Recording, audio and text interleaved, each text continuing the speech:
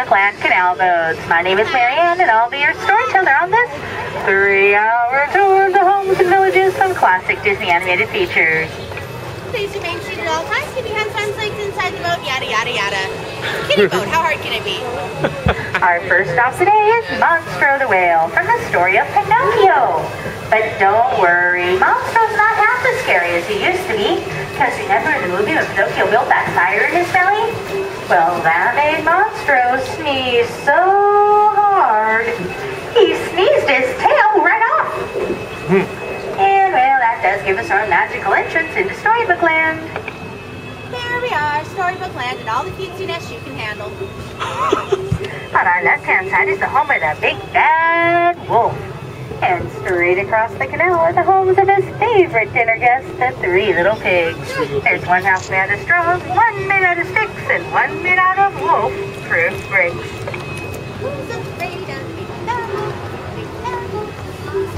Coming up on our left is the home of Alice in Wonderland.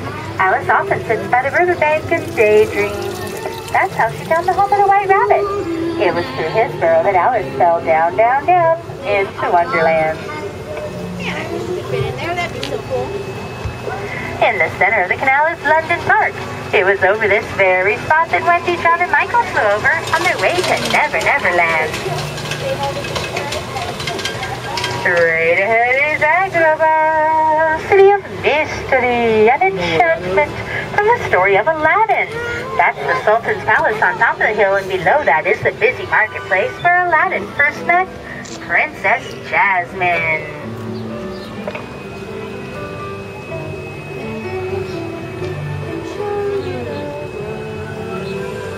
Shining, shimmering, splendid, tell me who's... Yeah, you're going to hear these songs in your dreams tonight, you know. And it was underneath these rose-covered arches that Aladdin took Jasmine on a romantic magic carpet ride into, of course, a whole new world. I know, that's Do keep your hands and arms inside, because we're about to enter the Cave of Wonders. This is the very same cave that Aladdin and Abu discovered a magic lamp with everyone's favorite little genie inside. Aladdin, make wish. Genie. Oh, jeez. On our right-hand side, tucked away into the trees, is the home of Snow White and the 7 dwarves. Twinkling in the hillside is the mine where you can still hear the dwarves whistle while they work. And on our left-hand side, Cinderella grew up in this lovely little village, but now she lives in that fabulous fairy tale castle at the very tip-top of the hill, happily ever after. If you look on the bridge about halfway down the mountain, you can see the pumpkin that took her to that very first ball. Isn't that romantic? Not if you're allergic to pumpkin.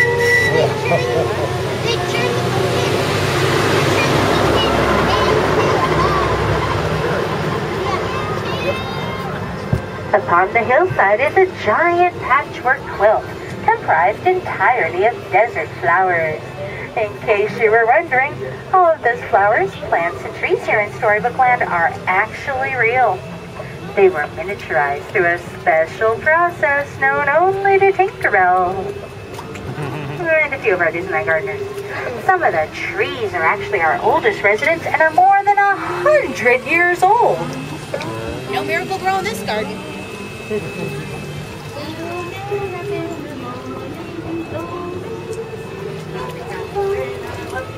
Straight ahead is Toad Hall from The Wind in the Willows. Although last I heard, Mr. Toad isn't actually home right now. He's off in Fantasyland on some sort of wild ride. The 3 Dutch windmills are from the 1937 Academy Award-winning short, The Old Mill. And straight ahead is Pinocchio's village. That's Geppetto's wood carving shop by the waterfront. It was there that Geppetto wished upon a star, where the little wooden puppet achieved his dream to become a real boy.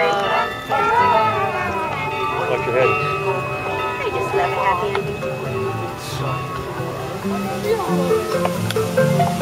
As you come out from underneath the bridge, on your right-hand side is the home of the Little Mermaid and Prince Eric.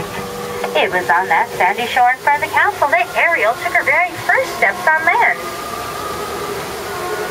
And if you peek through the waterfall, you just might catch a glimpse of King Triton's palace. It was there that Ariel grew up with her friends Sebastian and Flounder. But that means our trip to Storybook Land is coming to an end. For those of you on the dockside, please watch your hands, arms, fingers, and elbows as we come in for landing. Please remain seated. We're going to do a 1, 2, 3 count and have everybody stand up at one time just so we don't rock the boat too much. Don't rock the boat, baby, rock the boat, tip the boat over, rock the boat. What beats having Small World stuck in your head all day? We hope you've enjoyed your trip through the Storybook Land Canal, so we'll come and see us again real soon.